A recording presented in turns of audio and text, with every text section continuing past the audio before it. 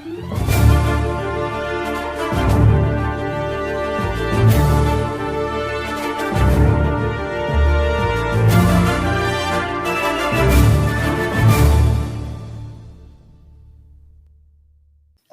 everyone, and welcome back to this episode number 10 of the Hit or Miss Star Trek podcast. This will be the final regular episode of this year.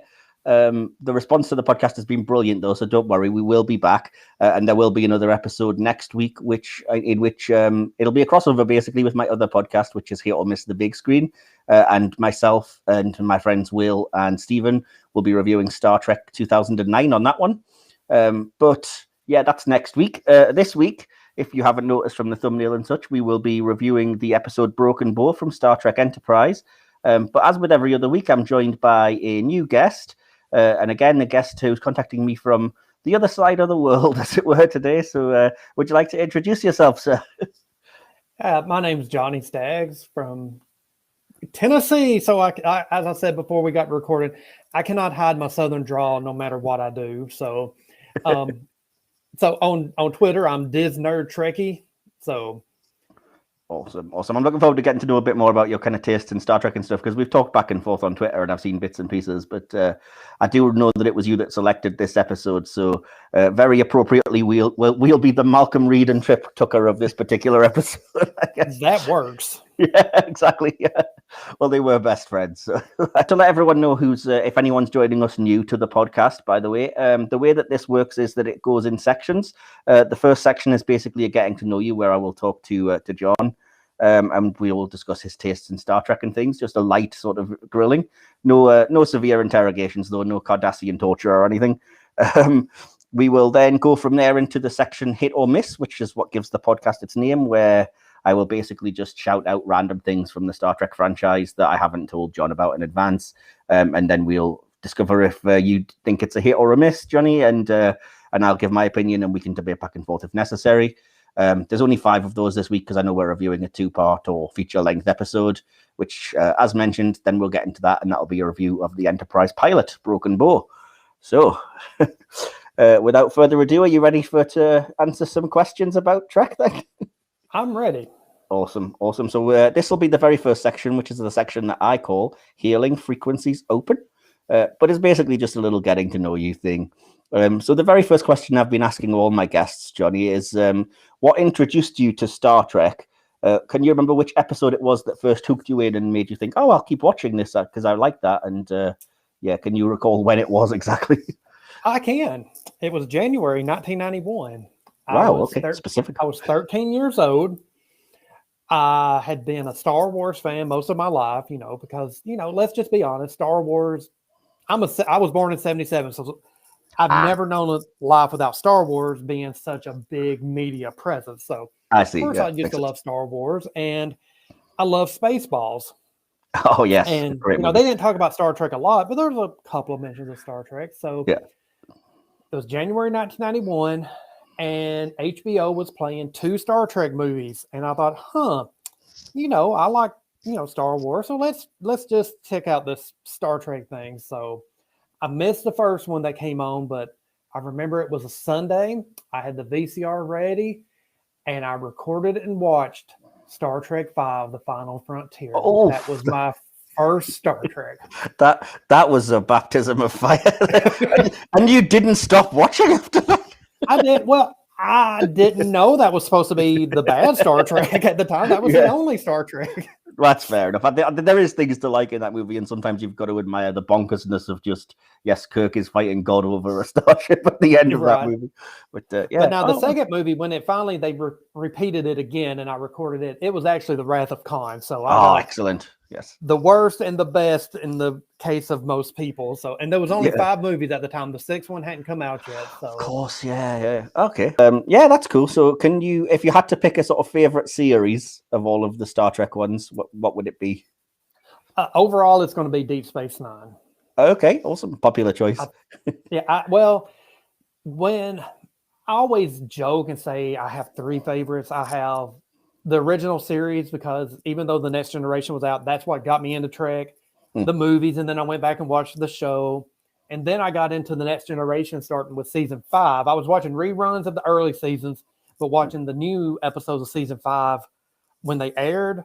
So that was my first new Trek, experience. Like every week I had a new Star Trek. Something like my maybe 2 friends who like Star Trek is with me back in school. We can like come together on. It would air on Fridays. That's how popular I was. My Friday nights was set at home watching Star Trek in high school. So, I was much the same, and I was the same as you. I remember when in that kind of heyday in the 90s, I would buy once a month a Deep Space Nine and a Voyager video with 2 episodes on each, watch them, and then go and talk to my sort of small group of 2 or 3 Trek friends who've done the same and discuss the latest things. But yeah. So it was my first, just that newness, like, ooh, I'm experiencing this with everyone else for the first time.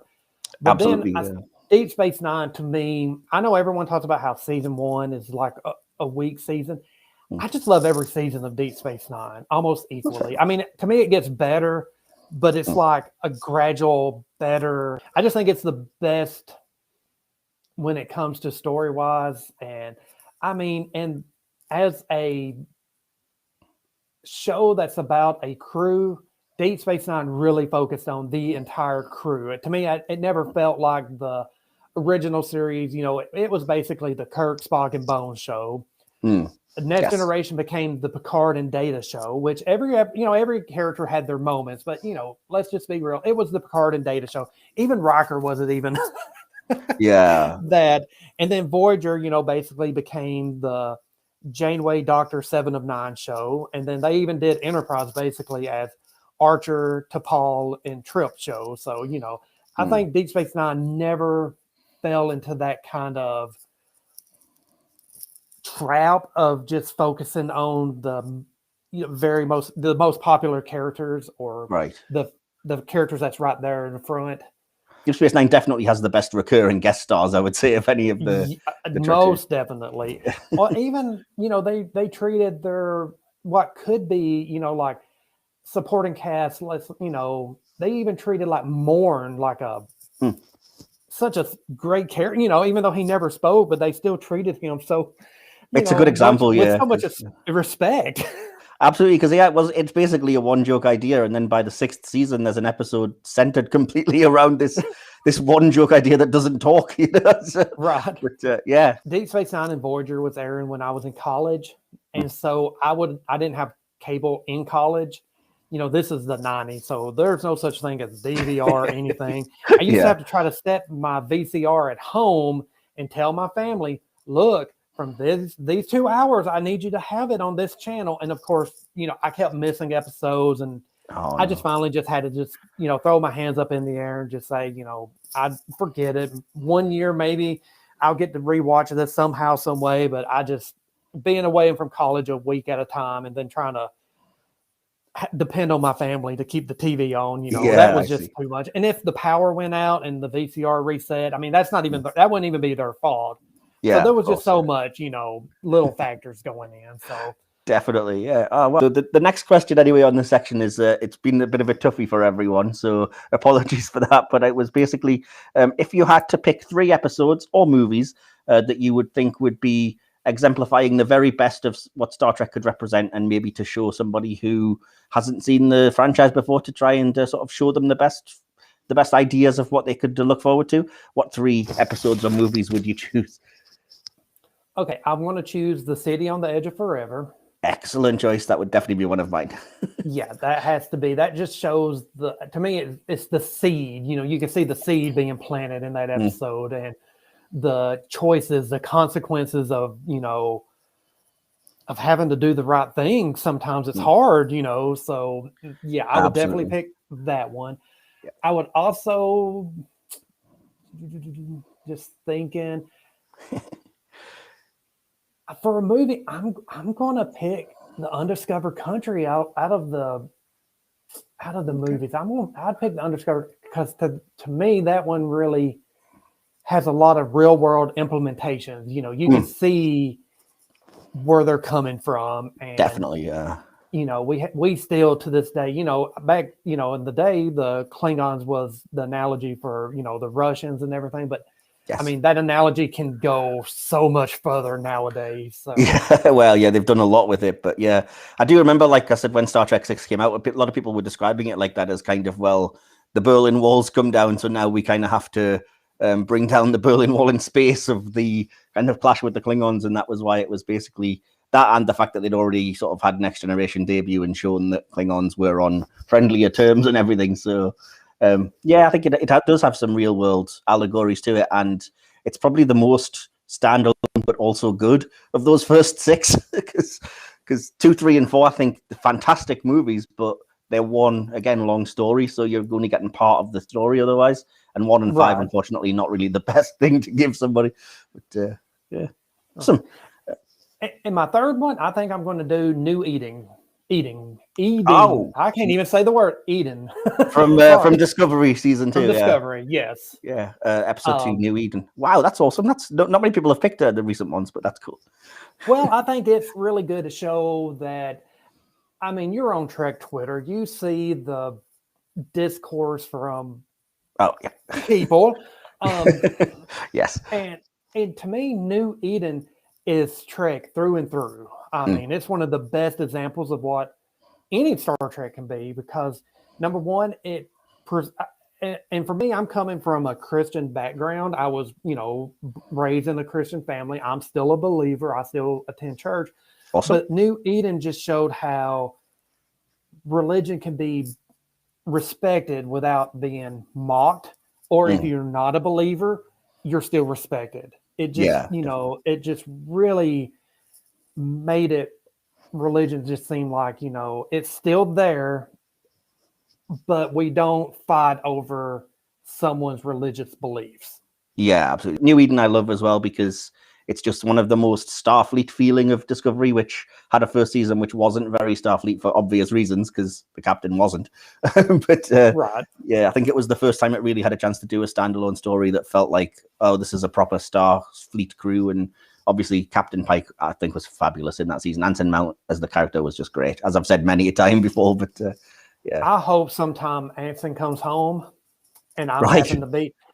See, he was raised one county away from me right now. Oh, wow, awesome! So I just need to go and just run into him at Walmart, and He seems like the kind of guy that would actually stop and sign an autograph and say hi. To be honest, I'm sure he would take a selfie, and you make everyone on Trek Twitter jealous, But, yeah, absolutely. And when the day he was announced as Captain Pike, I put a little tweet out there to him and found out he was from, White Bluff, which is just like I say, less than an hour away from me. That's awesome. And so I put something about the Montgomery Bell State Park, which is right outside there. And he responded and oh, I miss my old little hiding fishing places there and everything. So I thought that was really cool that I could speak to someone about something local. So yeah, and it's HoM as well. Oh, that's a lovely story. I love that.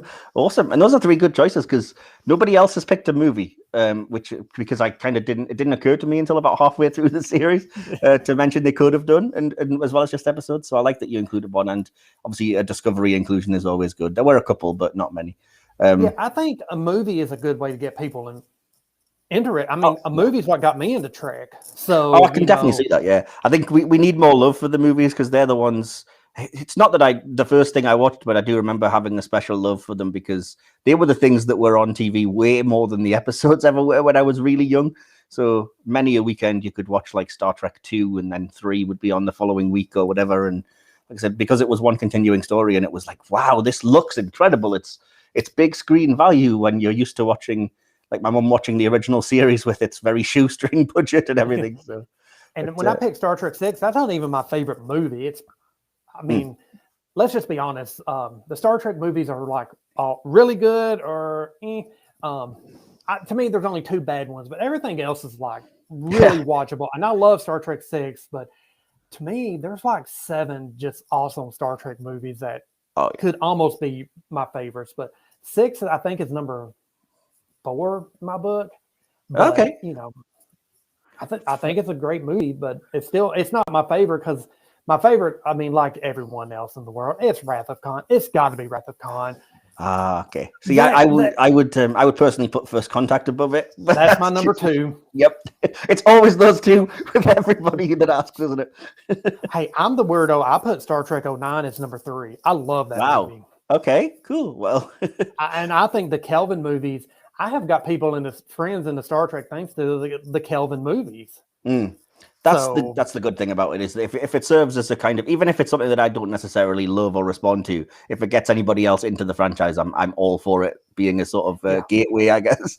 So I'm trying to get my 10-year-old nephew into Star Trek, and he watched the Star Trek 09 and Into Darkness and was getting into it. But the problem is he doesn't have that. He's in number 1. He's 9 hours away, so he doesn't have me to, like pound it into him like I need to. But it doesn't have that media presence. As much as we love Star Trek and we say we're in the second golden age of Star Trek, it still doesn't have that media presence like a Star Wars or Pokemon, and those kind of things. As much as I want it to be, believe you me, I do. Yeah. It's let's just be real. It's not that. It's never really been that, and that's okay. It's still it's still got that cult kind of following, and but hey, as long as we get new Trek, I don't care what kind of following it gets. Just give me new Star Trek. Absolutely, and that brings me to my very next question that I was going to ask, which was very specific to this particular week when we're recording. And that question was going to be to ask if you had seen the opening of Star Trek Prodigy, the pilot that was just on. I haven't. I'm actually behind on Lower Decks right now, too. Oh, okay. Fair enough. And it's not because I didn't want to watch it, because I do. It's just so much going on personal life with my job ending and trying to find me another position. Right. That watching new Star Trek has not been enjoyable. Like I watched the first episode of Lower Decks season 1, and I did, but in the back of my mind, it wasn't like you can't the way I want to watch Star Trek. There's just so much going on that Star Trek's supposed to be about fun, and I want to have that feeling. It's just that something about it. So that's fair enough. Behind, unfortunately. That's fair enough. I only mentioned it because I think it's the sort of thing that might start getting someone like, did you say your 10-year-old nephew you're trying to get interested? I think it might be something that gets that generation into it, because it's very much, it has the look and feel of a kind of Nickelodeon type show, whilst also being absolutely Star Trek in terms of its plot and its ideas. So I hope they do air it on Nickelodeon, because he doesn't have Paramount. Oh, they will. Yeah. They've said I want them to. They definitely are going to, but it'll be after the series has concluded on Paramount Plus, because I was reading this. Obviously, I don't know if that's the case over here, but I do know in the US they've said that because it's co-made by Nickelodeon, I mean, their name's on the sort of posters and on the intro screen, that they have the rights to show it, but not before Paramount Plus. So, well, that was great, because I feel like we've gotten to know a little bit of your Trek tastes and stuff, and I would say we share the same tastes, but there's nothing I don't like, absolutely hate in the Trek universe. So that's always going to be there's nothing. Case. Nemesis is my least favorite movie. Yeah, there's still things about it I like. Nothing. The cast did nothing wrong. No, absolutely not. I have my own issues with Nemesis that has nothing to do with the cast or anything to that matter. And I think Nemesis could have been a brilliant movie. Oh, you can see, it was there. It just needed some love. What I'll do then, I'll move us on to the very next section, which is the hit or miss section, because this will actually probably dovetail quite well from the conversation that we've been having, because of the first thing that I can see on the list here. But just to clarify, it will be 5 things from anywhere in the Star Trek franchise. I will just shout it out, and then what I need you to do, John, is just explain if you think it's a hit or a miss, a little bit about why, and then I'll sort of give my opinion either way.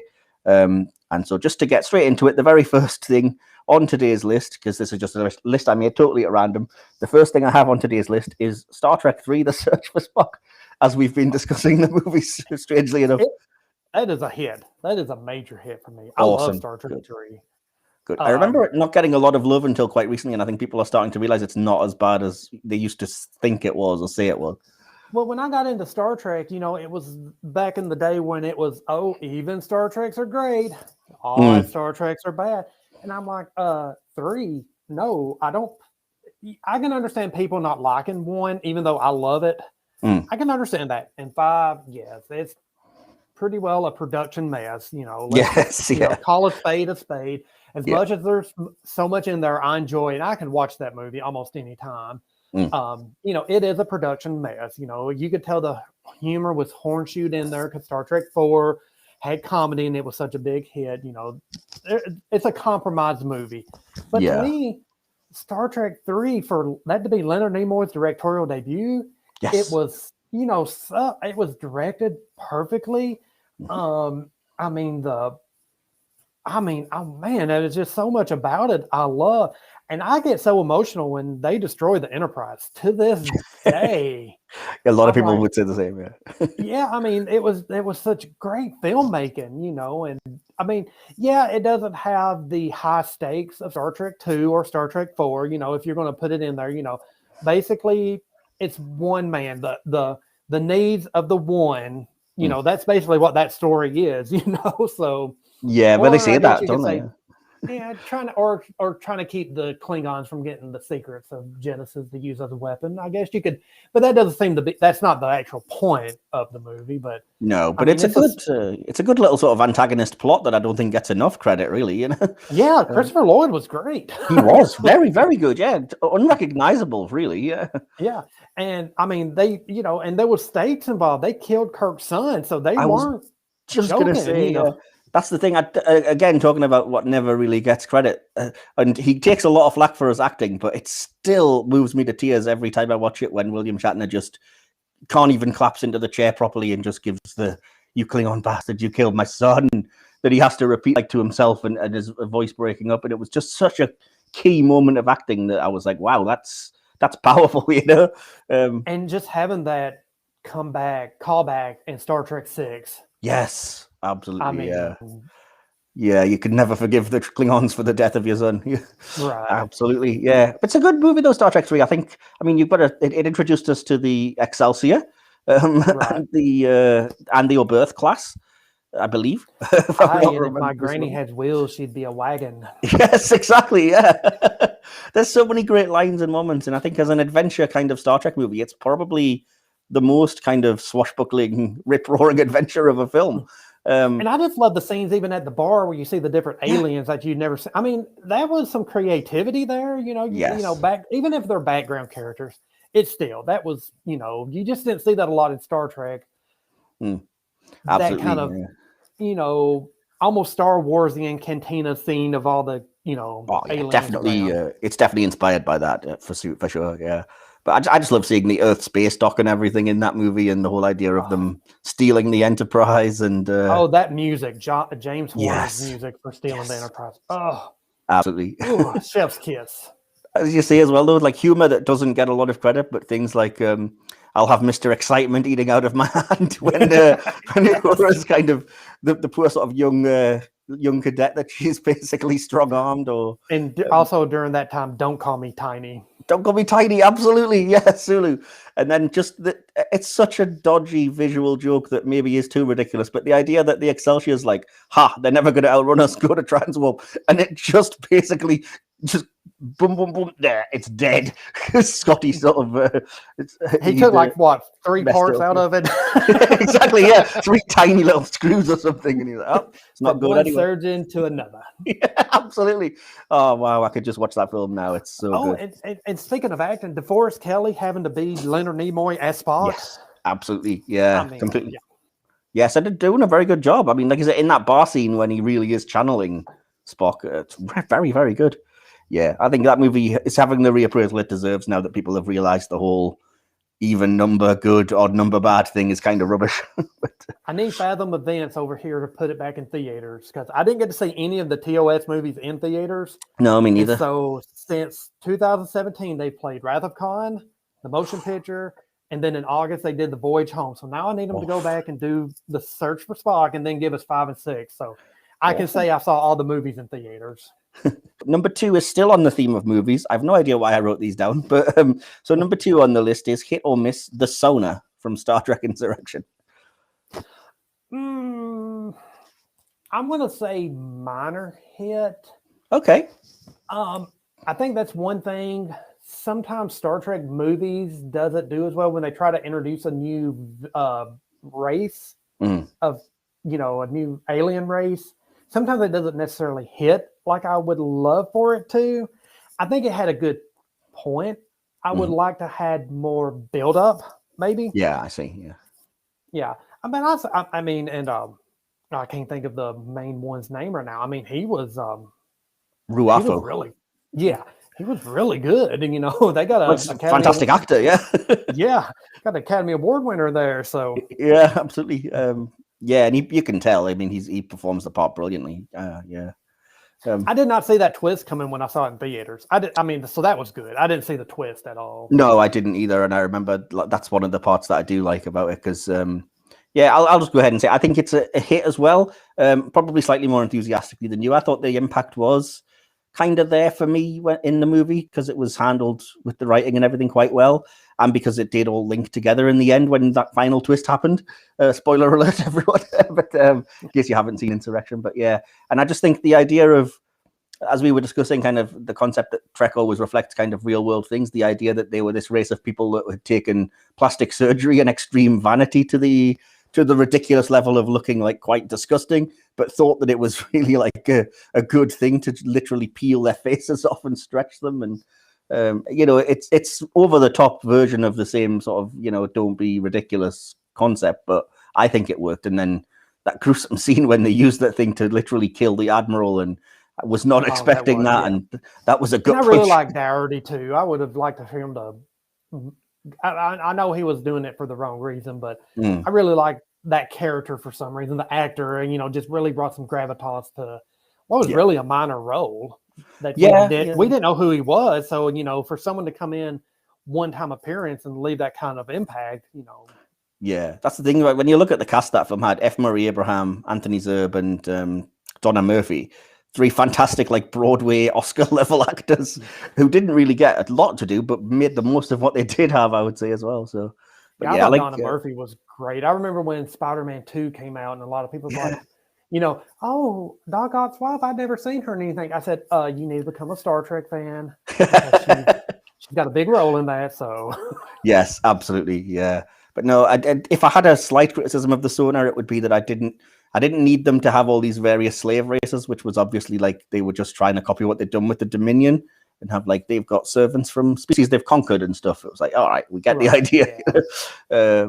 But yeah, otherwise I thought they would. If they would have used that in like maybe not necessarily like in the if you would have put that into a season like for the Next Generation and like really built them up. Yeah. And then like the season finale, almost, I don't want to say the way that Deep Space Nine did it, but maybe I wish one series I think that did like ongoing story arcs so good without it being like Deep Space Nine, like, you had to watch everything, was Buffy the Vampire Slayer, where you would have like little hints of, in episodes, building up to the big season reveal of the big bad and everything. Yeah, definitely. I think that story would have been a great example of something you could have done on that scale. Yeah, of storytelling. Yeah. It's like the reason why Wrath of Khan hit so hard is because you have that history with Khan. Yes. Why First Contact hit so hard. The Borg, I mean, it's the Borg. I mean, come on. History with the Borg, absolutely. Yeah, I mean, right. Yeah. Cool. Well. I mean, either way, it's still a hit, so we'll take it. Number 3 on my list is a ship, weirdly enough, today. And it is the USS Shenzhou from early Discovery. Would you say that's a hit or a miss? I'd say it's a hit.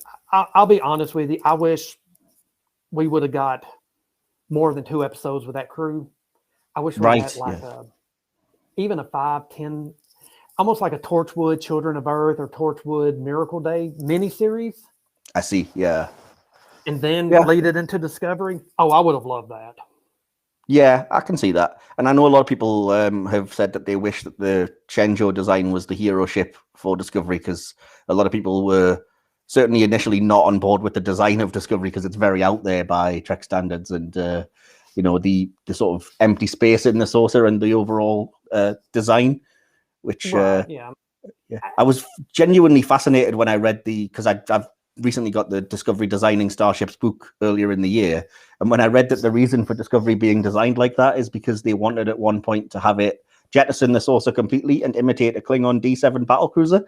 And I was like, oh, wow, when you know that, yeah, you can completely see the design. But that obviously ended up never really happening, which was a shame. I wish I love the look of the Discovery. I love that the hull moves and everything. Oh, I love the way it spins and everything.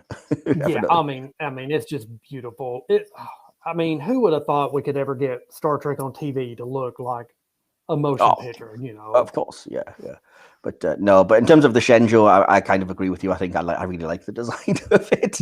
Yeah. So there's not a whole lot to say except that I know it takes inspiration from things that it maybe shouldn't, the sort of future Akira type classes and stuff.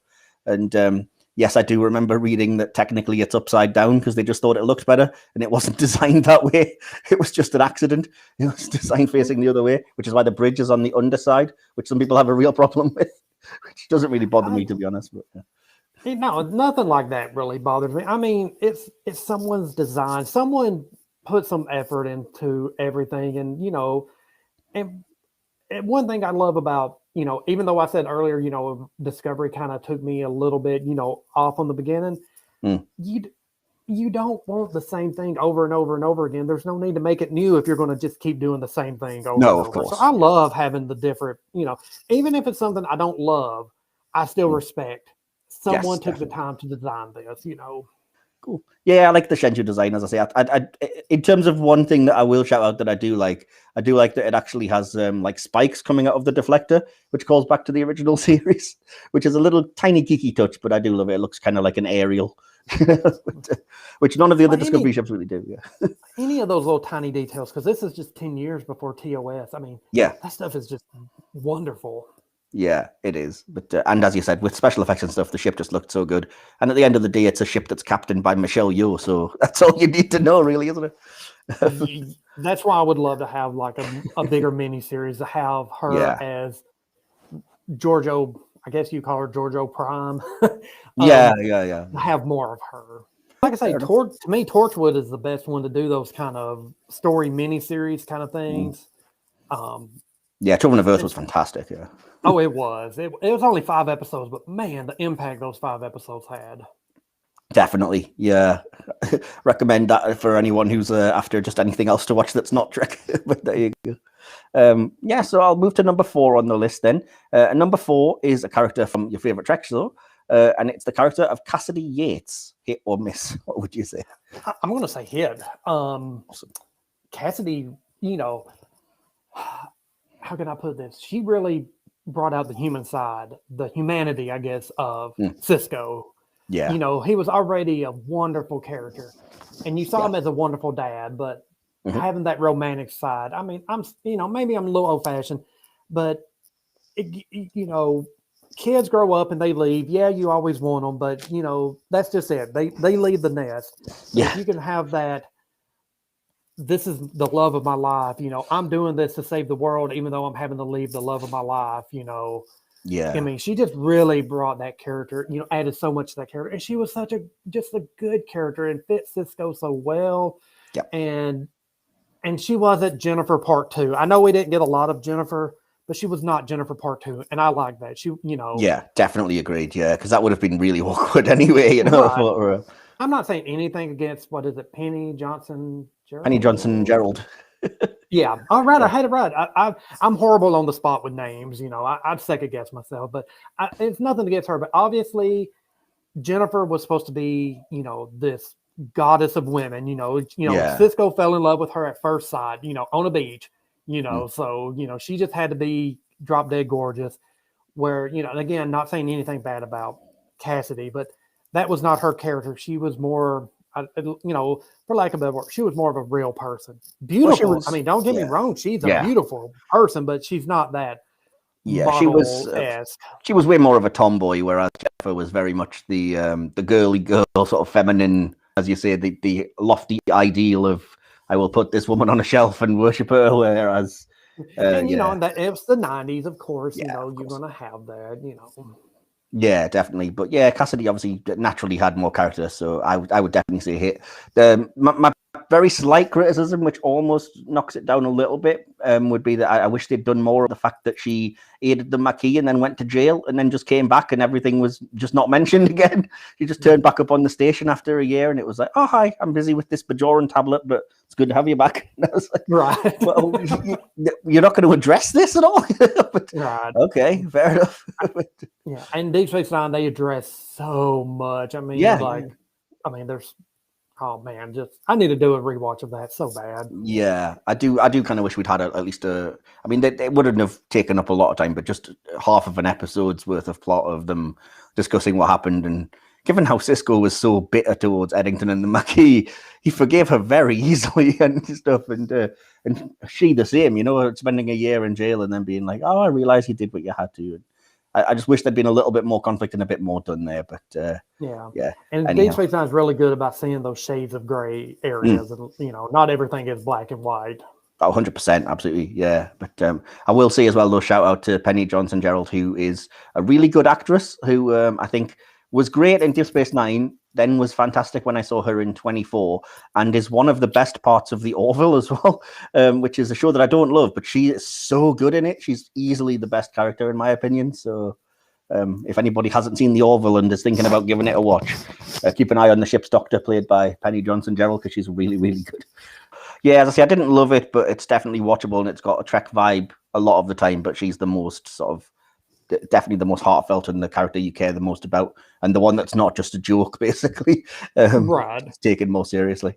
But yeah, speaking of jokes, then the last thing I will say for today is a character from Lower Decks. You said you'd seen some of that show, yes? I watched all of season 1 and the first episode of season 2. Fair enough. In that case, you will be able to answer this. So it was just literally the character, of Captain Carol Freeman. Would you say she's a hit or a miss? I'm going to overall say hit. Right. She sometimes gets into too much screamy cartoon character. And I know it's a cartoon. I mean, I'm not stupid or anything, but yeah. I know what you mean. Yeah. But I love Dawn Lewis. I've always loved Dawn Lewis ever since I was a kid, because she was in a different world. But yeah, I'd overall hit. I mean, it's going to be hard for me to say anything's a miss in Star Trek. So yeah, that's fair enough. That's okay. It's allowed. Yeah, it's one of those things, like, it's Star Trek. I'm gonna love it because I'm gonna find the reasons I love it. You know what I'm saying? I'm gonna, because it's not really one of those shows where you just watch it and then you don't think about it anymore, because it's Star Trek. You're gonna think about it all. When you're a Trekkie, you think about Star Trek. Yeah, of course, a lot. Yeah. So. Yeah, well, that's fair enough. No, I think the character was a hit, but I may have been on the same page as you and a little bit unsure until I'd sort of seen all through season 2, because she kind of comes into her own, and you realize a lot of that kind of frustration and stuff is the fact that Starfleet are very much looking down on those class of ship and those people, and very much like, well, you'll do the menial work, and she just kind of wants to be respected, I think, ultimately, which is something we haven't really had with a captain, because they've all been kings of their domain or queens of their domain up to now. And I think when you see more and more humanity in that, and certainly in the second season, she's played a lot more as a character than just as you said, just a basic sort of joke idea of whatever the script needs. And I do think the revelation, which you will have seen, of kind of that character a bit more depth as well. It does. Which is cool. So. But I'm with you as well. I just think Dawn Lewis is a great actress and a fantastic voice actress. I know her more from Futurama than anything else. But Futurama is like one of my all-time favorite shows. So. Same, yeah, I love that show. As a sci-fi parody, I don't think it gets. Then again, I love a lot of sci-fi parodies. You've already mentioned Spaceballs, The Orville at times, Galaxy Quest. Anything that respectfully makes fun of sci-fi, I'm on board for, I think. Yeah, like you said, respectfully makes fun of it. I mean, so awesome. But I even like the Trekkies movies. So I mean, and I know in a way they're kind of they said that they're doing it to homage, but they really toe that line of mocking plus respect. I love them, but yeah, they kind of at the same time was having it both ways. Yeah. I see what you mean. I've still haven't seen those, but I did see an advert that the first one is being released on Blu-ray for the first time next year. So maybe I'll pick it I up. did not know that. Oh, thank you for that information. That might just be in the UK. So before, in case it's I doubt it though. It's very unlikely that it would be here and not in the US. But yeah, it just came up on Twitter. I think actually an advert to say it was being released in 2022 on Blu-ray. Awesome. So yeah, that was a good hit or miss section. I think we've had. As a final hit or miss of this series, which is what it will be, I think, and ending it on a positive is very good. So all 5 positives with various degrees of, fair criticism is good. So what I will do then is I'll move on to the next section now, which is to begin analysis of the episode in question, which this week is the Enterprise pilot Broken Bow, as I've mentioned. I'm not sure if it's supposed to be 2 parts. The version I watched was just feature length because that's how it's presented on the Blu-ray, but right. I'm sure there probably is a version that splits into 2, but basically what I'm reviewing will be the 90-minute full-length thing. As I said in the past sort of few weeks, just to give people a quick synopsis in case you're not all that familiar with it, basically a Klingon arrives on Earth in roughly the year 2151, I believe, something like that. About 100 years after first contact, 100 years before Kirk and Spock, etc. And Enterprise NX-01 is about to be launched and is sent on the mission to return this Klingon to his homeworld and to basically launch Earth's very first Warp 5 starship and be the first Starship Enterprise out there exploring the world in an existence pre-United Federation of Planets. So we'll get into the rest because it's very much a setup episode and a pilot. So just before I get into kind of this brief chronological scene by scene notes that I've got, did you have any sort of spoiler-free thoughts, John, on Broken Bow that you wanted to share with us? Because it was what you picked to review. Yeah, I picked it for a reason. I told you that. Of course, Broken Bow aired 2 weeks after 9/11 in 2001. Yes, yeah. And the memories, I mean, I can't tell you what I did last week, but for a month after 9/11, I can probably tell you almost every detail of everything I did. The senses I was feeling, every little, like the first time I went to a movie after 9/11, I went to see Rat Race, which was a comedy, just because I needed something to take the levity off of me. So even though Rat Race was a stupid movie, I enjoyed it for the fact that I was able to take a break from reality. And that's what going to the movies to me has always been, an escape from reality. Definitely, yeah. So, and not only was 9/11 going on like in a big world, almost like this pandemic is, it was like this big worldly event, that everyone was, really impacted with, even if it wasn't directly. Yeah. I was out of a job at the time. I was a year and a half out of a little over a year out of college. My first job out of college, I was working for Blockbuster Video, and it didn't pay anything. And I'm like, I've got student loans coming. I need to get a job. Yeah. And so I moved back home, as much as I didn't want to live with my mom and trying to find a job. And 9/11 happened. And so I was still out of a job when Broken Bow. And like I told you before, I had gotten where I didn't get to watch the end of Deep Space Nine and Voyager. Of course, yeah. So this was my first new Trek in 5 years, maybe. Right. And so it's almost like from the ashes of the world being on fire, my Trekdom almost being on fire for the fact that I hadn't got, except for Insurrection, that's the only new Trek I'd had since Deep Space Nine Season 5, Voyager Season 3. That's about the time I had stopped getting to really watch it. And then my personal life, it was like this brilliant thing that happened of you're seeing humanity in a 80% good light. They still have struggles. They still have some personal things that they're working on. Yeah. But you see where we're headed to, and even though it's fictionalized, it brought so much hope to me during that time, just because of everything going on right there. It reignited my hope in humanity. It reignited my Trek fandom. I mean, to the point where the next year is when the Next Generation started coming out on DVD. And my Trek was, I'm like, I couldn't wait to get them and just start rewatching Next Generation again.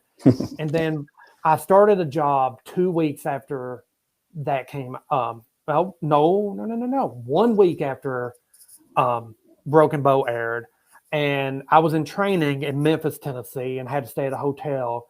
And I had a roommate, and we watched the next episode together. And I actually got to tell him about Broken Bow. He said he liked Star Trek, but he didn't watch it. I'm like, oh my gosh, if you get a chance, watch it. It's really good. And then we watched the second episode together, and this episode just has so much to it, so many memories, so much just wonderfulness that, I just had to, whenever you said pick an episode, and that's the first thing that came to mind. It's almost like Broken Bow is like a redemption of life, a renewal. Awesome. That's fair enough.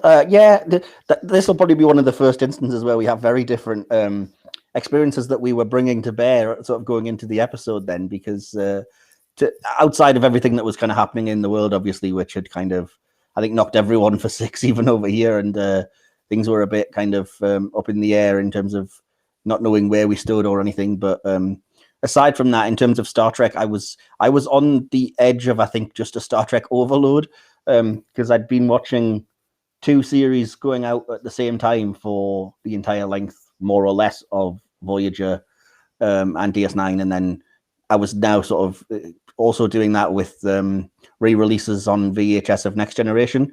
So I was almost on a very Star Trek burnout, and I was also so plugged into the weeds of what Star Trek was established on that 24th century idea, that when I first watched Broken Bow, I just remember being very put off and finding it very jarring, that just like this doesn't feel right. This isn't quite the Star Trek that I know, and everything's a bit offish and things are more advanced than they should be, and this isn't really, as I said, the whole point of the show is that the Federation doesn't exist yet. So there were things that I was initially a little bit sort of, I don't know how I can take this, but there's also things that really did resonate, and a lot of it was the stuff that you alluded to, the kind of more Star Trek optimistic humanity kind of ideas, which I think the world kind of did need a lot of back then. So yeah, awesome. So what I'll do, I'll just get into some notes and just go kind of chronologically and try to get through as quick as we can through the episode, but just hitting on bits and pieces and then discussing as they happen. And the very first thing I wanted to mention was the episode opens with a flashback, obviously, to Jonathan Archer's past, and we have it revealed to us basically that Archer's father was a contemporary of Zefram Cochrane and worked on the Warp 5 engine, and this very much links the character to the Star Trek universe, I think, in a huge way. So my basic question to you would be, did you like or dislike the way that they kind of did that with Archer, that they made him this important character even before he became the important founder of the Federation that we kind of suspected he would become? I think the brilliance of the opening was to see the seeds of Jonathan's dislike of the Vulcans. And how it, because, later, he doesn't have nice things to say about the Vulcans. That's whenever I said, we're 80% in where we need to be, because there's still things to work on. And I don't think we're ever going to be 100%, but as long as we're striving to get to that 100%, I think, of course, that's what we need. But yeah, I think it's great. I think that's the reason, having Archer's dad be part of that is a good reason why Jonathan was chosen to be the captain of the first ship. Yeah. So yeah, I think it's, and I think just kind of going on, seeing he's working on that little ship. Yes, the little toy ship. Yeah. It's the parallel, the Enterprise launching on its own. I mean, I just love that little aspect of it. Yes, yeah, and it's skipping way ahead because it's the very last line, but I do love that repeated line when he's kind of trying to master flying the toy ship, and his father says, you can't be afraid of the wind, got to work with it, and that's literally more or less the last line of the episode is Mayweather saying, "Should we go around this ion storm?" And I just always remembered Archer's, "Oh, we can't be afraid of the wind, Ensign, just take us out steadily." And I was like, oh, wow, that's very, sort of a Trek statement of intent, I think, right there. And there's something beautiful about this whole idea of exploration and linking it back, I think, in those kind of words with old sailing ships and stuff, because it does bring that to mind as well. So I do like that.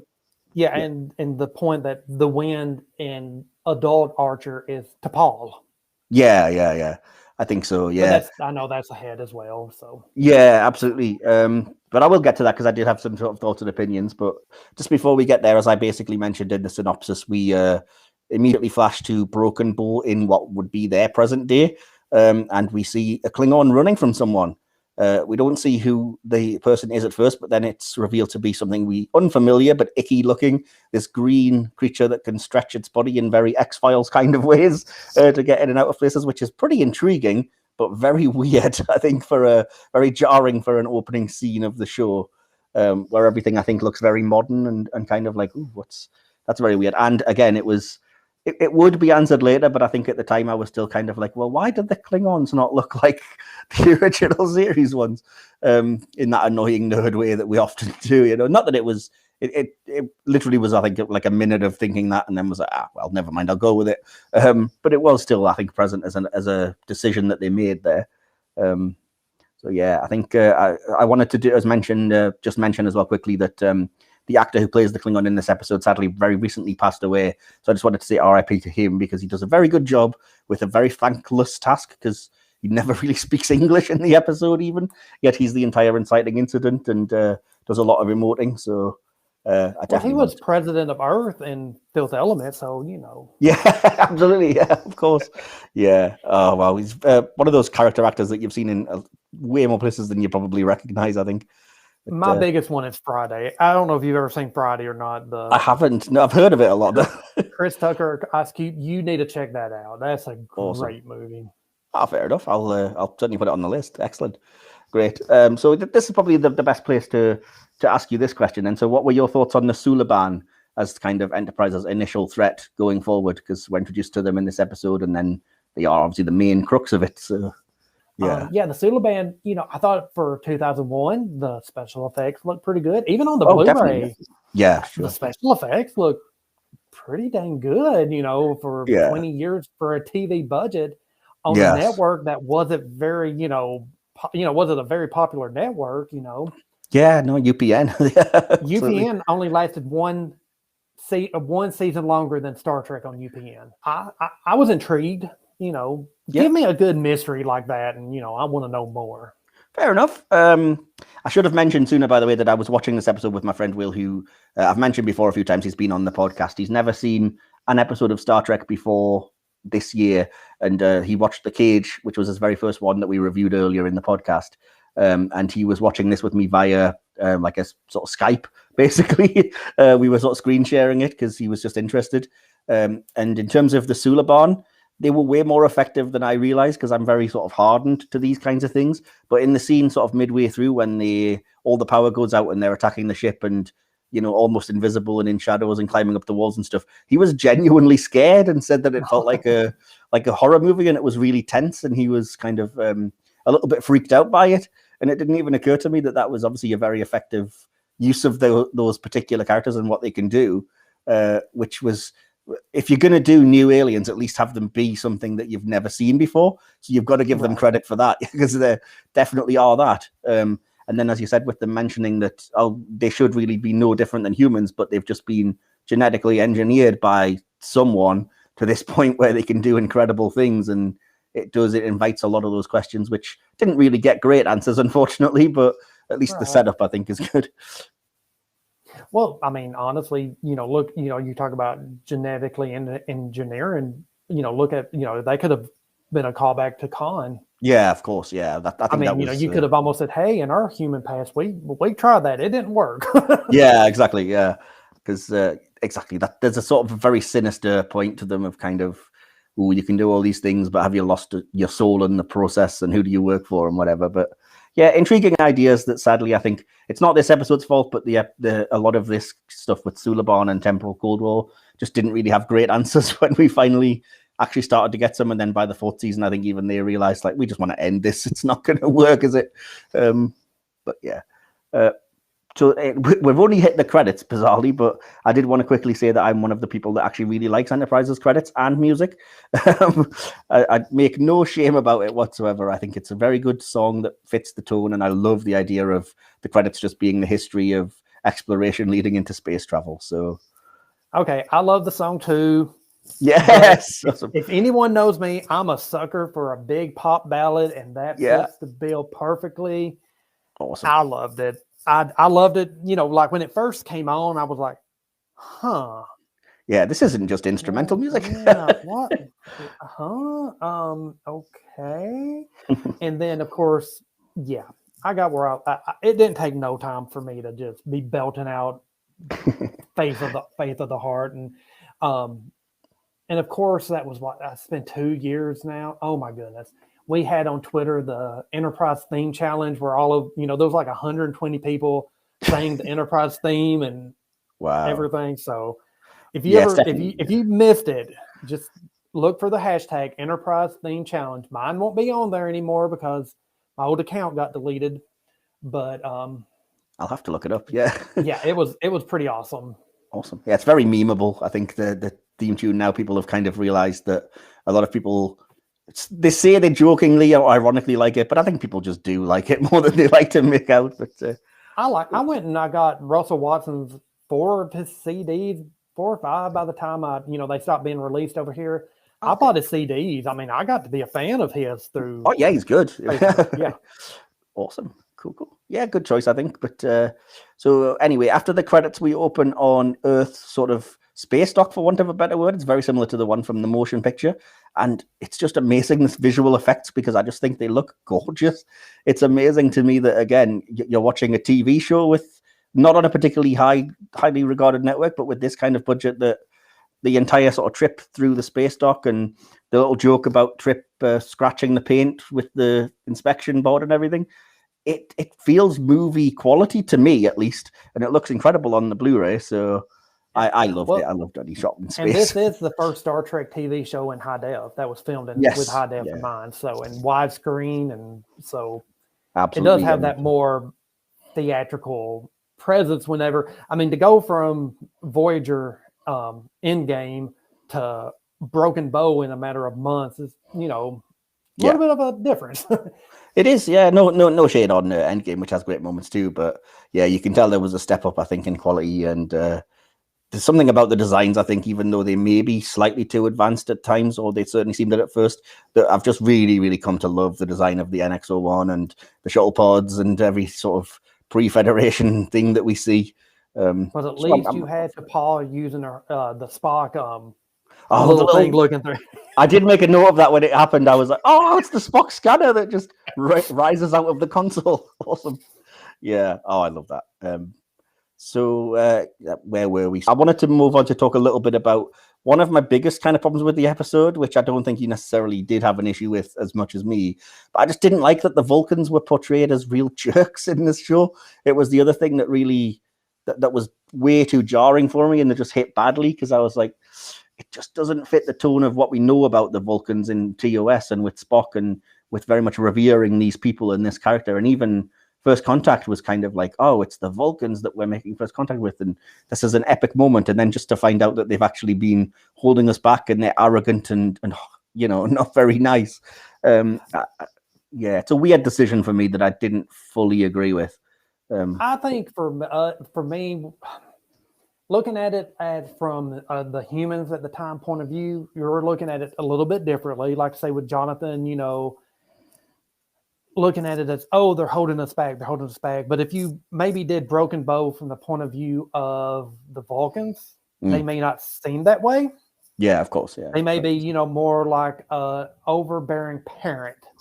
Yeah, I guess, but I still think the way that it's written and played is it's too far in that other direction, because I can understand that. Whether it's down to like the overly arrogant sort of acting, I think, by a couple of the Vulcans, or even kind of Archer with the whole you think we're impulsive, but you've got no idea how restrained I am, not knocking you on your ass right now. It's kind of like, ooh, I don't know if I love this being the way you're talking to a Vulcan character. You know what I mean?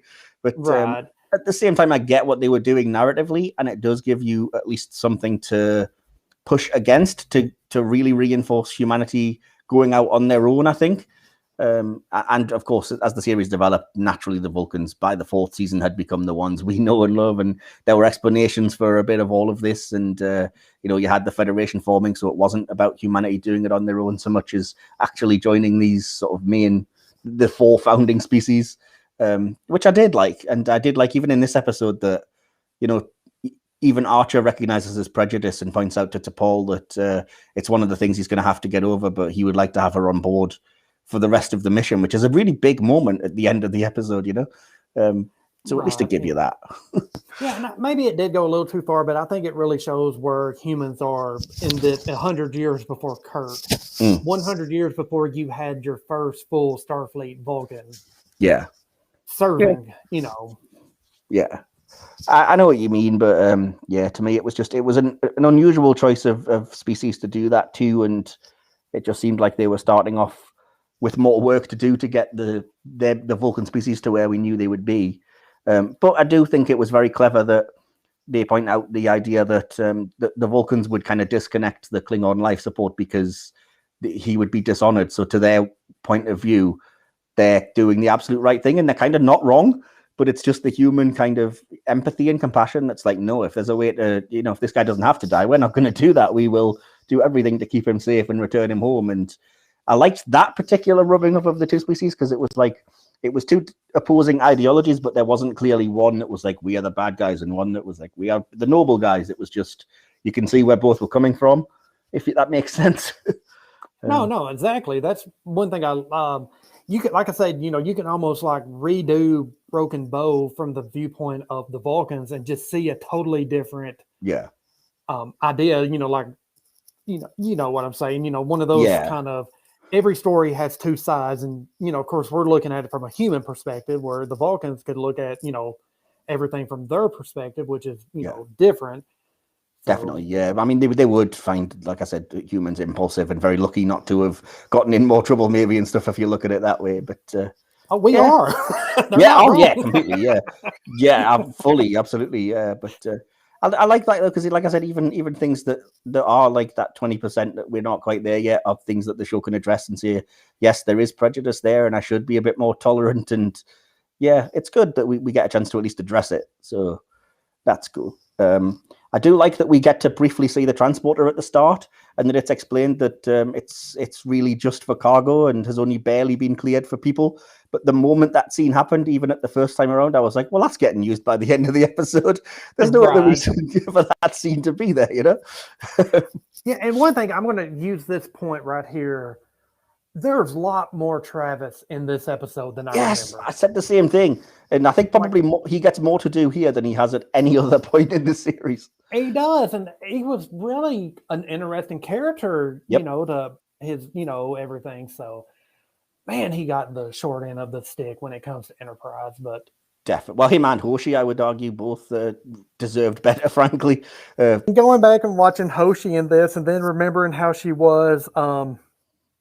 what was that episode called where they, after then in the third episode of season 4, when they get back to Earth, and like she's like kicking ass, and this, she's like scared of every little thing. Yeah, well, I mean, episode 2 is called Fight or Flight, and it's about her basically like, I'm terrified of everything. But even this, I mean, it's a very, that's the one thing I will say is every character is not only perfectly well developed and appears in a way that you get who they are, but they all have little mini arcs. And even Hoshi's arc of kind of deciphering the Klingon language and standing up to T'Pol, it's a great little moment, again, for that character that is more than she gets to do a lot of the time, because most episodes is just literally one scene on the bridge of, oh, they're saying this, Captain, or the translator will work now, or whatever. So it's good to see them getting those mini arcs. And like you said, Travis as well, explaining the really interesting idea that he's like been in space his entire life, basically. Like he'd be more used to it than any of them because he'd grown up around cargo ships, and he knows where to find the little sweet spot where the gravity doesn't work and just sit comfortably in 0G and stuff. And I really wish they'd done more with that character, because there's so much cool potential. Right. Exactly. But anyway, it's nice that we initially get I love this kind of McCoy Spock type thing between Reed and Trip, where they start off quite antagonistic towards each other. but they do eventually end up like really close best friends. So it's kind of fun looking back at this as Reed, like, oh, he'll probably say like, keep your shirt on, Lieutenant, and then just giving a sly look to Mayweather when that's exactly what he says and stuff, yeah, I love it. It's on the same note as that, I do think it's funny that Trip is really uncomfortable with T'Pol in this first episode, knowing where that relationship goes. Right. Yeah. But yeah, just a couple of very small notes that I've made just to get us a little bit further. I wanted to shout out the music, which I think is great in this episode, particularly at the start in the kind of space dock sequence and when Enterprise launches. I think it's glorious. I should have looked up who did it. Dennis but I can't McCarthy. remember. There we go. That's right. Awesome. So shout out, and I did want to say whoever did the matte paintings in the episode, the Brazil matte painting for the Hoshi scene, and I don't know if it's a matte painting or a set, but whatever it is, that when they get to the planet later, and it's like the weird, bizarre alien bazaar place and the snow-covered rooftops and stuff, all looks just incredible. But again, that's just me bigging up the production values, I think, for a second. Yeah, and one thing you mentioned about Hoshi and just the fact that we can't rely on the universal translator every single time. Yeah. That's a great idea for a prequel for Star Trek. It is, yeah, absolutely. And I love that, again, it appeals to every character's noble kind of the heart of what they love, because that's how Archer ultimately lures Hoshi on board is, this Klingon has a language that's never been heard, and if you dump everything and come with us now, you could be the first to learn this language and communicate, and it's just too much for her to resist in the end, which is I think a really cool way of doing that. I did have to shout out as well that I still can't believe to this day that they got a little uncredited cameo by James Cromwell in the episode. I know, I'm so glad they did. It's amazing. That continued the tradition of, they had to break it just a little bit of the pilot episode of every Star Trek series during that time having an homage to something before. A character from something before. I think they've still technically, I can't remember, or maybe they haven't with Lower Decks, but even Discovery had Sarek, which is technically a different actor, but the same character. So, yeah, weird to think. But yeah, there's always a character from one of the previous series that kind of gives them a send-off. So it was great to see him. And as well, that it turns out that he's been misquoted all these years, and every English teacher in the world was glad that he said to go boldly. My wife was watching that with me. I said, hey, Miss Grammar Queen, did you realize that? I remember reading a review of the time that was just like, it's absolutely perfect that Zefram Cochrane, who was this kind of character that never got his dues and whatever in life, his ultimate legacy was to be misquoted for the rest of existence. I was like, yep, that sounds about right. But yeah, I love that. That sort of speech is so awesome and evocative, and the whole idea of, it's time to stop dipping our toe in the pool and go and swim, and it's just glorious. It's very, very Star Trek, I think, which is cool. So that brings me to the next thing I want to discuss, which is this future guy who we get at the start of the episode, who's telling the Suliban to recover the evidence, and it turns out is basically trying to destabilize the Klingon Empire, which is a familiar plot, of course, but...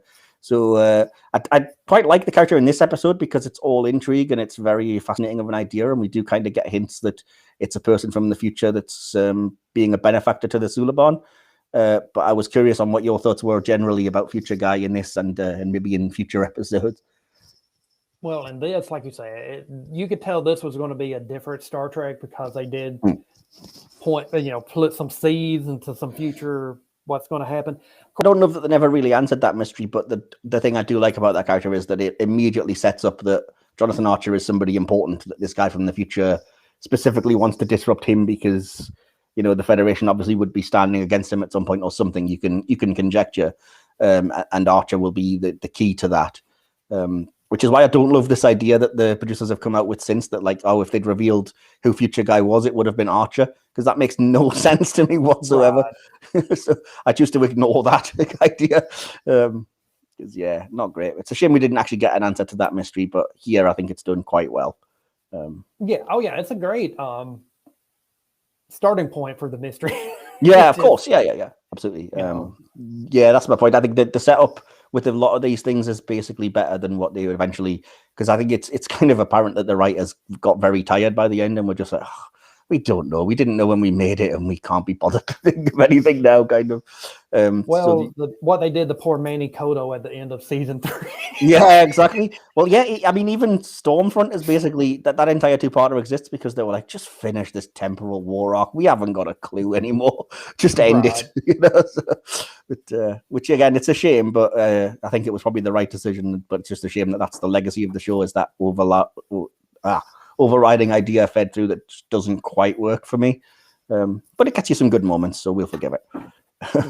Yeah. There's a couple of character introductions I want to mention. First of all, the little funny introduction of Porthos and the idea of Vulcans not liking the smell of humans and dogs and things.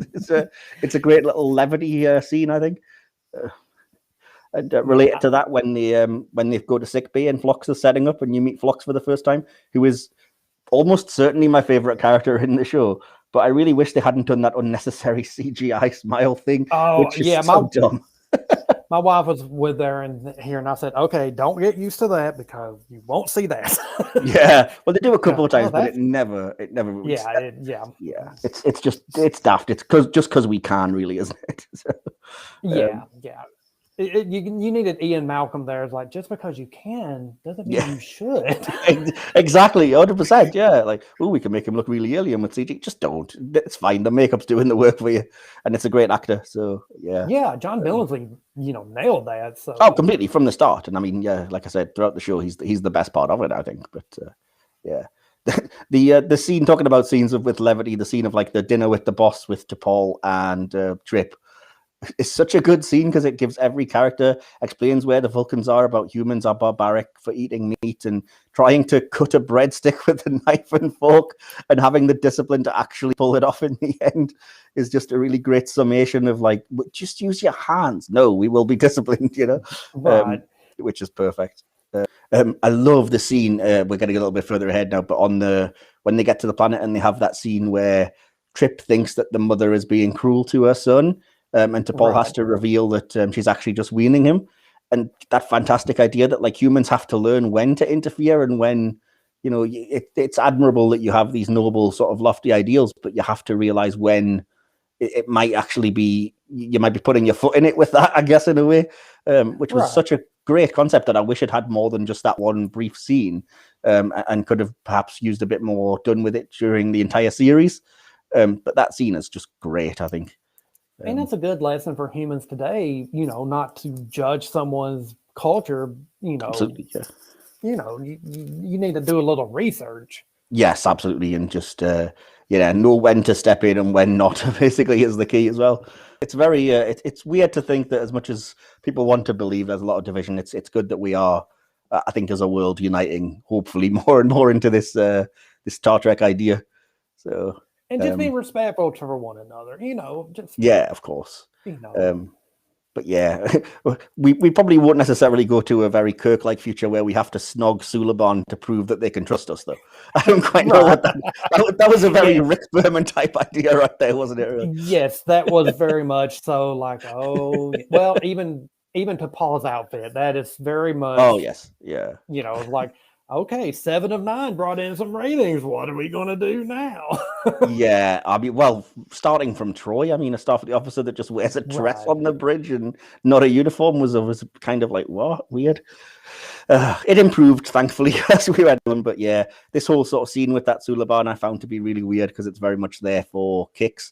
And I would say the same thing about the scene in the decon chamber later as well, which I never like those scenes on Enterprise.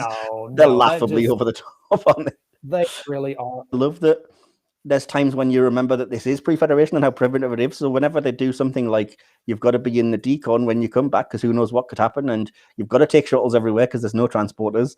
And when they have to capture the Suliban later, they use a literal grappling hook thing because there's no tractor beams. You've just got to fire something that would grab it, I love all that because that's whenever you can remember that it's we're not as technologically advanced as we perhaps would be used to seeing. When they actually did that right, I think it worked really well. So that was cool. And yeah, just to quickly finish off my notes then, just do love the design of the Suliban ship and the fact that they can kind of combine into one like big base or cell of things. They're a cool concept, I think. And again, the effects of the little nebula and everything look really good. I love that Archer basically strands himself to show his human bravery at the very end, to let everyone else go. And that Hoshi is the one that kind of has to hear through the noise to save the day, because it gives her, again, it's a good end to her storyline, which is really cool. It's cool. And again, I've mentioned it already, but I still do kind of like that the Chekhov's transporter was used to save the day in the end, because it's seeded throughout that it would be a risky maneuver, and then it really is what saves Archer. And it's a fun kind of punch the air moment. And yeah, it's nice that we do get at least the one brief scene on Kronos. But my favorite joke in the episode is just that I don't think they have a word for thank you. What did he say? You don't want to know. Yeah, which is lovely. And again, I've mentioned it already, but I love how sort of Trek optimistic the ending is, with the whole, Starfleet thinks we're ready to continue the mission, but we want to put aside our prejudice and invite a Vulcan science officer. And ultimately, this is the mission beginning, and the last shot being sort of Archer's toy ship heading towards the sunset, mirroring the NX-01 launching, which is very evocative and cool, I think. Right, well, the next section that I wanted to get into is something that I call Gene's vision. We've mentioned kind of how the discourse on a lot of these things on the internet is that these particular things, certain things in Star Trek don't fit Gene's vision and some things do. And the reason that I have this section is basically that I think there's always something, if you want to go looking for it, even though things that people complain about have moments of things that would spark that Star Trek ideology. So since I always ask my guest first, is there anything that you would think that you want to shout out in this episode that would fit the Gene's vision idea, John? Just striving for a better humanity, striving for exploration. This is the episode that really shows we want to trek in the stars, just to be kind of a pun about it. This is the beginning of our true presence of being, the new explorers.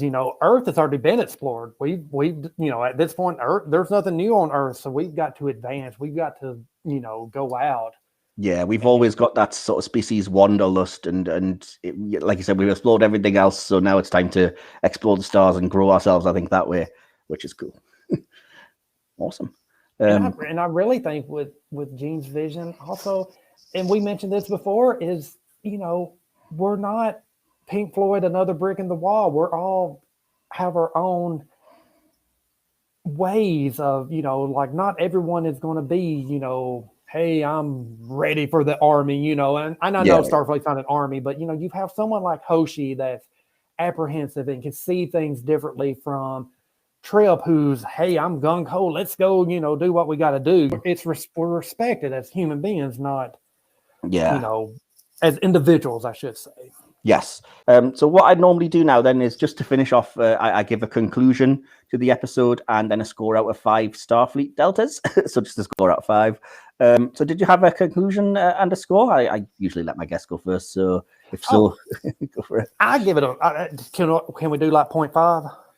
Yeah, sure. Go for it. Yeah. Okay. I do a 4.5 on this. I think this is one of the best Star Trek pilots. I think it sets up the mission clearly. But it's a very simple mission. We are going to explore a strange new world. Basically, of course, that's the mission. But I think it sets it up nicely. And the reason why I say 0.5, the decon chamber sequence. Yeah, that one brings it down. The Suliban one kind of brings it down, but at least she changed, and that wasn't her real character.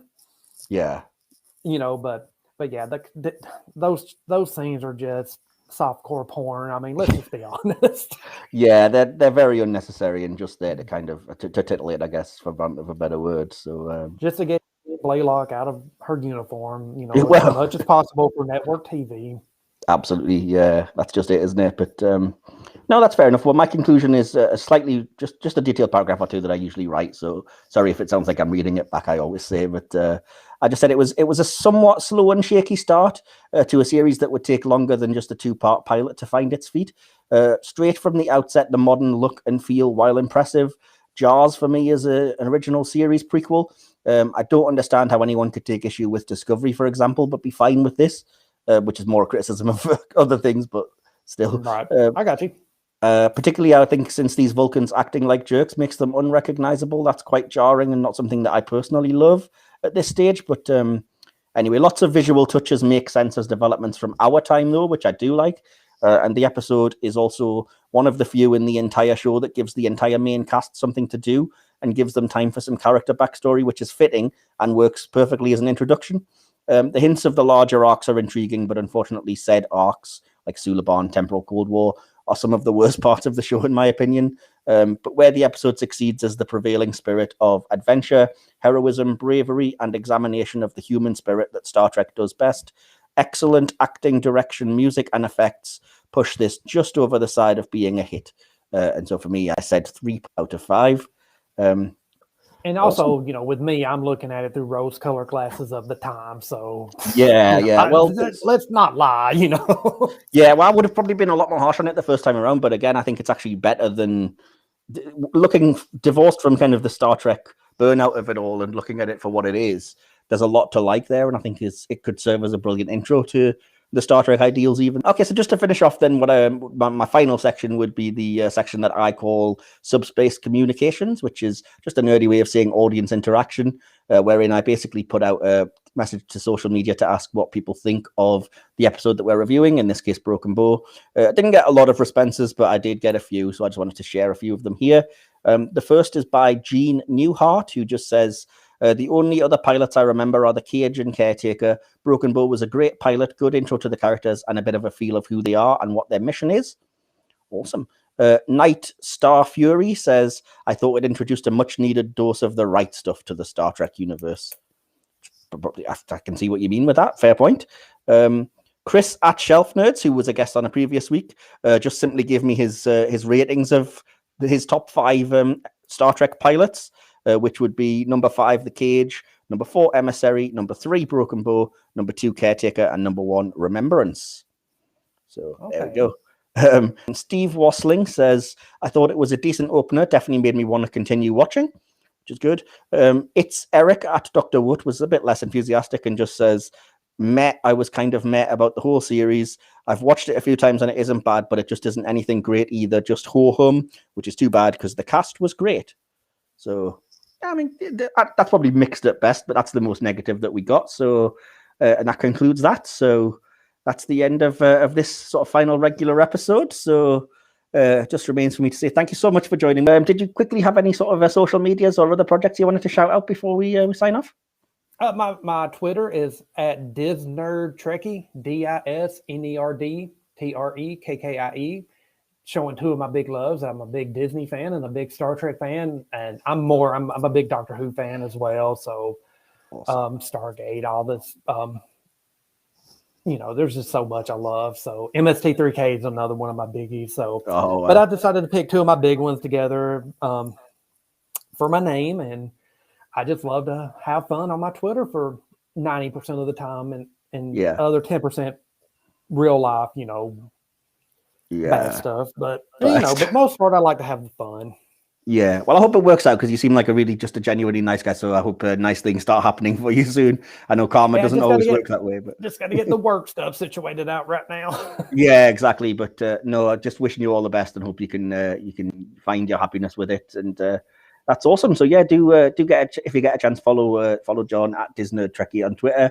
I as always, I'm at Ian Mike Wilson on Twitter, just Michael Wilson everywhere else, and the podcast is at HOM Podcast or at HoM Podcast. Just think of Mr. HoM, Loax Senator is manservant, as I always say.